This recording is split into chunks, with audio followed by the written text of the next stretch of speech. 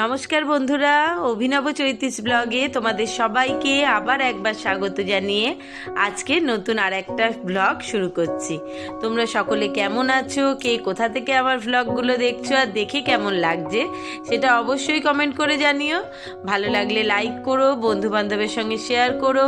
যারা ইউটিউব থেকে দেখছো তারা চ্যানেলটাকে সাবস্ক্রাইব করে নিও, পাশে থাকা বেল বাটনটাকে অল করে দিও। আর যারা ফেসবুক থেকে দেখছো তারা পেজটা অবশ্যই ফলো করো। আজকে সোমবার, বাড়ি ফেরার পালা। সকাল থেকে রেডি হয়ে সমস্ত ব্যাগপত্র গুছিয়ে স্নান টান করে একেবারে বেরিয়ে পড়েছি বাইরে। সকলে মিলে জলখাবার খাবো। জলখাবারে কচুরি তরকারি খেতে বসবো। মানে দোকানে অর্ডার দেয়া হয়ে গেছে কচুরি তরকারি আর মিষ্টি। চলো আগে জলখাবারটা খেয়ে নিই।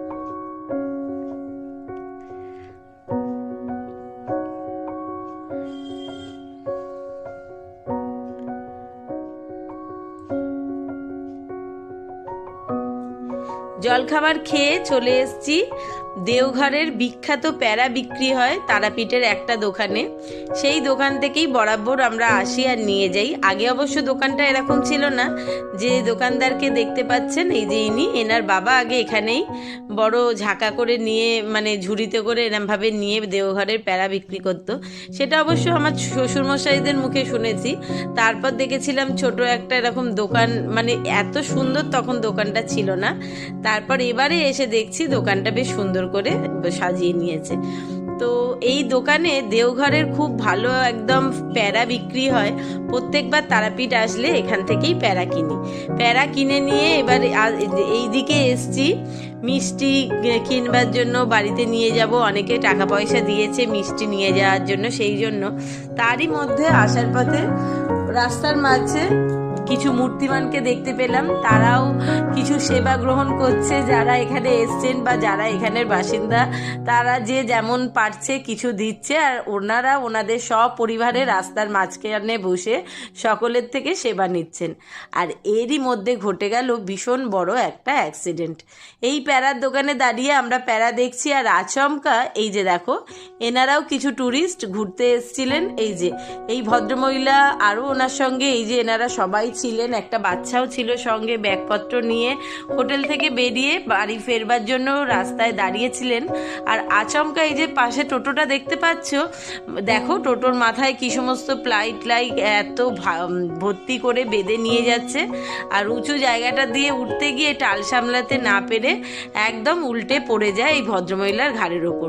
ভদ্রমহিলা একদম টোটোর তলায় ঢুকে গেছিল আর মারাত্মকভাবে কোমরে চোট পেয়েছে। সেটা দেখতে পেয়ে অবশ্য তোমাদের দাদা আর ওই ভদ্রমহিলার সঙ্গেই একজন ভদ্রলোক ছিলেন, জানি না ওনার হাজবেন্ড কি দাদা ভাই যে কেউ হবে, দৌড়ে গিয়ে কোনো রকমে তাড়াহুড়ো করে টোটোটাকে টেনে তুলেছে। তবে সোজা করবার পর ভেতর থেকে ড্রাইভার, মানে টোটোর চালক আর এই ভদ্রমহিলা দুজনেই বেরিয়েছে। ড্রাইভারের সেরমভাবে কিছু না লাগলেও উনি কিছু বলেননি, নিজের দোষ বুঝে চুপচাপ চলে গেছেন। ভদ্রমহিলার কিন্তু সাংঘাতিক কোমরে চোট লেগেছে। বেচারা ঘুরতে এসে এত বড় একটা অঘটন, সোজা হয়ে দাঁড়াতে পারছিল না। জানি না কিভাবে বাড়ি ফিরবে।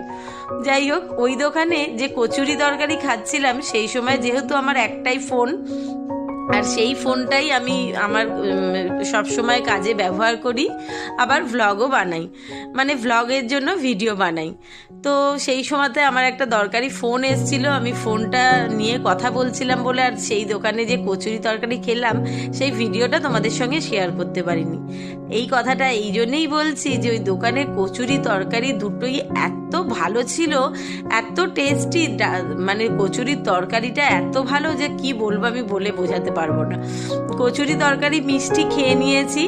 খেতে অবশ্য জলখাবার একটু বেশ লেটই হয়েছে, 10:30 বেজে গেছিল।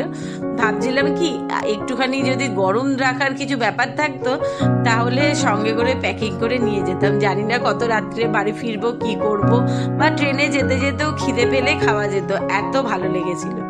এইবার তো দেখতেই পাচ্ছ চলে এসেছি বাড়ি ফিরবার পথে। কিছু মিষ্টি কেনা খাওয়া, তারপর বাড়ি থেকে আসবার, মানে কলকাতা থেকে আসবার সময়তে অনেকেই তোমার দাদাদের অফিসের পাড়ার অনেকেই পয়সা দিয়েছিল যে এখানে যখন আসছি এখান থেকে কিছু মিষ্টি প্যারা কিনে নিয়ে যাওয়ার, মায়ের পুজো দেওয়ার। তো সেই জন্যও তাদের জন্যও কিছু মিষ্টি যে যেমন টাকা পয়সা দিয়েছে তাদের জন্য কিনে নিয়ে যাওয়া হচ্ছে, আর বাড়ির জন্য তো অবশ্যই নিয়ে যেতে হবে। এই তারাপীঠের এই বিখ্যাত ল্যাংচা কিন্তু শুধুমাত্র তারাপীঠেই পাওয়া যায়। আমাদের ওখানেও ল্যাংচা পাওয়া যায় ঠিকই, এত বড় নয়। তার এখানে শুধু ল্যাংচা নয়, নতুন গুড়ের রসগোল্লা, কালোজাম সবগুলোই দারুণ ভালো লাগছিল খেতে, আর বারবারই লাগে। সেরম করে দাদারাও দাদাদের বাড়ির জন্য, ওনাদের রিলেটিভসদের জন্য কিনে নিয়েছেন মিষ্টি, আর আমরাও ঘুরে ফিরে কিনছি। এরই মাঝখানে রিক, দিদি, পূজা সকলে আবার মিষ্টির দোকানে ঢুকেও পড়েছে বসে মিষ্টি খাওয়ার জন্য। আমি অবশ্য আর মিষ্টি খেতে যাইনি, কারণ গতকাল থেকে আজ অবধি প্রচুর মিষ্টি খাওয়া হয়ে গেছে। মিষ্টি খেতে যে ভালোবাসি না তা নয়, কিন্তু আবার অত্যাধিক মিষ্টিও খেতে পারি না, তাতে যেন একটু অস্বস্তিই হয়। তাই জন্য ওরা মিষ্টি খেতে গেছে, আর এই সময়তে আমি, তোমাদের দাদা, আমার দাদা ঘুরে ফিরে মিষ্টি দেখে যা যা লাগবে, যা যা নিয়ে যাওয়ার আছে সেগুলো কিনে নিচ্ছি। আর যেহেতু সকালবেলা দাদারা আজকে আমাদের আগে বেরিয়ে এসেছিলেন, আমি একটুখানি লেট করেই বেরিয়েছি, কারণ হচ্ছে আমরা সকলে একবারে স্নান করে ব্যাগপত্র গুছিয়ে রেডি হয়ে বাইরে বেরিয়েছি। জলখাবার খেয়ে যা কেনার আছে কিনে টিনে হোটেলের রুমে ফিরবো, তারপর ব্যাগপত্র নিয়ে একবারে হোটেল ছেড়ে বেরিয়ে আসবো। কিন্তু দাদারা আমাদের আগেই বেরিয়ে পড়েছিলেন, ওনাদের খিদে পেয়েছিল, তাই ওনারা আগে জলখাবার খেয়ে নিয়ে আমাদের জন্য রাস্তায় অপেক্ষা করছিল। তখন তো আসার পথে দেখতেই পেলে। আর এই দেখো, রিক যে দোকানেই যাচ্ছে মিষ্টি নেওয়া হচ্ছে, সেখান থেকেই একটা করে মিষ্টি নিচ্ছে আর একটু করে টেস্ট করছে। যদিও একা করছে না, তার থেকে আমাকে নয়তো তোমাদের দাদাকে একটু একটু ভাগ দিচ্ছে। আর বারবার একটু একটু মিষ্টি খেতে খেতেই না মুখে খালি মিষ্টি মিষ্টি লাগছে। আর আমি কি করছি জানো, তারাপীঠের আর একটা জিনিস আছে, খুব রকম মানে খুব ভালো পেয়ারা মাখা, শাকালু মাখা এগুলো বিক্রি হয়। আর আমার তো ভীষণ ভীষণ ভীষণ প্রিয় হচ্ছে এই পেয়ারা মাখাটা।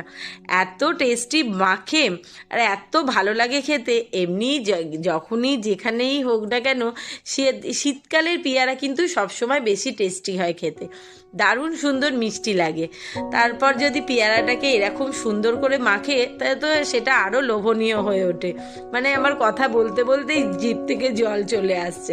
এই দেখো, এনারা ঘুরছেন ফিরছেন আর এসে বসে পড়ছেন মিষ্টি খেতে।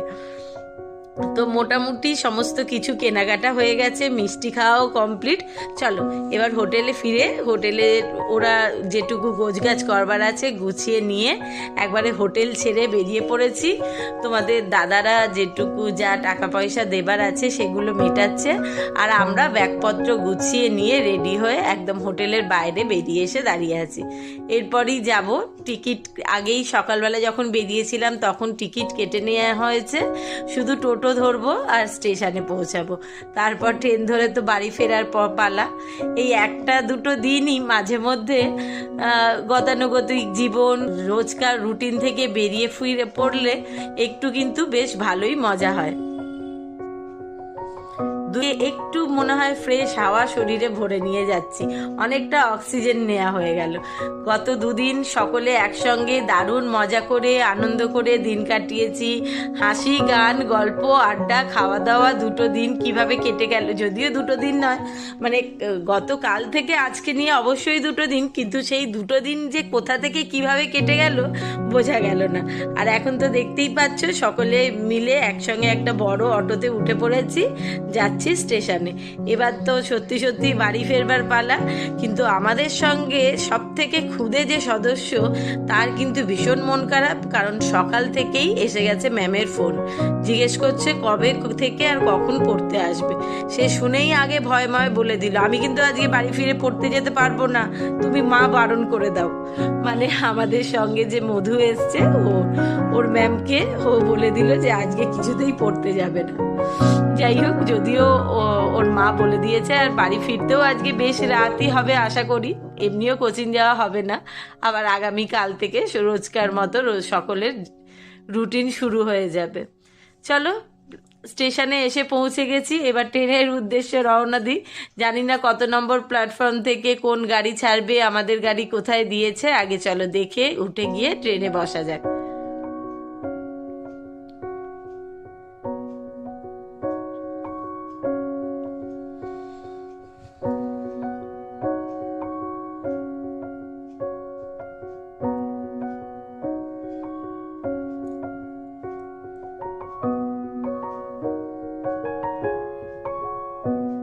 এই দেখো ঘুরছি ফিরছি থেকে থেকে আমাদের ট্রেনের টাইম এখনো আধ ঘন্টা লেট। মানে যেহেতু এই লাইনে কাজ চলছে, ভীষণই গাড়ি লেট হচ্ছে, অনেক ট্রেন বাতিল হয়ে যাচ্ছে। তো যাই হোক, আমাদের ট্রেন বাতিল নেই, ট্রেন রয়েছে, কিন্তু সেটা আধ ঘন্টা মতো লেট। তাই আমরা সকলের একটাই কাজ, ঘুরছি ফিরছি, পেয়ারা মাখা কিনছি আর খাচ্ছি। আর কি যে অসাধারণ মাখছে সেটা কি বলবো। আমি তো অন্য কিছু খাবার ইচ্ছা হচ্ছে না, পেয়ারা খেয়ে খেয়েই পেট ভরে যাচ্ছে। তো আজকে যেহেতু অনেকটা বেলা করে জলখাবার মিষ্টি খাওয়া হয়েছিল, প্রায় প্রত্যেকেরই পেট ভীষণ রকমভাবে ভর্তি, তাই কেউ আর দুপুরবেলা আলাদা করে ভাত খাবে বা অন্য কিছু খাবার খায়নি। তো সকলেই বলল কি চলো স্টেশন থেকে যা পারবো কিছু খাবার দাবার কিনে ট্রেনে উঠে পড়বো। আজ ট্রেনে যেমন টুকটাক খাবার উঠবে সেরকম কিনে কেটে খাওয়া হবে।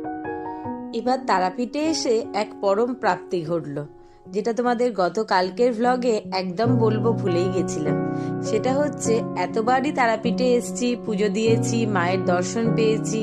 গতবার যখন এসছিলাম তখন তো একদম মায়ের কাছে গিয়ে মাকে ভালোভাবে জড়িয়ে ধরে পুজো দিতে পেরেছিলাম, কারণ সেটা মার্চ মাসের শেষের দিকে এসছিলাম বলে। কিন্তু এবার যেটা হলো সেটা হচ্ছে গতকাল যখন মায়ের কাছে পুজো দিতে গেছিলাম তখন সন্ধ্যা আরতির পর গেছিলাম, আর তখন মন্দিরে মায়ের একদম যে প্রসাদ মাকে গ্রহণ করিয়ে তারপর সন্ধ্যা আরতির পর সকলকে দেয়া হয় সেই প্রসাদ বিলি হচ্ছিল।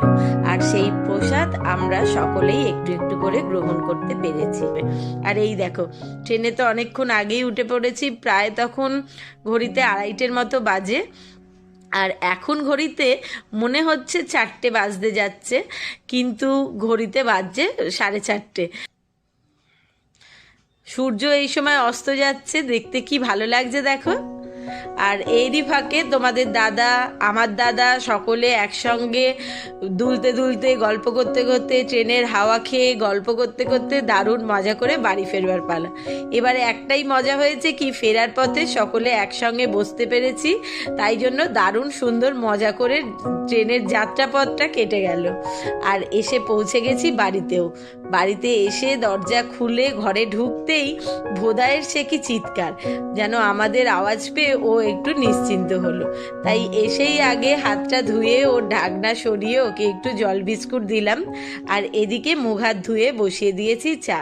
ফ্রেশ হয়ে চাটা বসিয়ে ভিজিয়ে দিয়েছি একদিকে চাল। রাত্রিবেলা যেহেতু দুপুরে কারোর ভাত খাওয়া হয়নি, রাত্রিবেলা ডিম সেদ্ধ, আলু সেদ্ধ, মুসুর ডাল সেদ্ধ আর গরম গরম ভাত ঘি দিয়ে খাওয়া হবে। আর এদিকে তো দেখলে চা হয়ে গেছে, চলো চাটা ছেঁকে নিয়ে আগে গিয়ে দুজন মিলে চা খেয়ে একটু ফ্রেশ হই। তো চলো আজকের মতো ভ্লগটাও এখানে শেষ করছি। তোমাদের সবাইকে শুভরাত্রি জানিয়ে সকলে ভালো থেকো, সুস্থ থেকো, খুব শিগগিরই আবার ফিরে আসছি। এখনের মতো টাটা।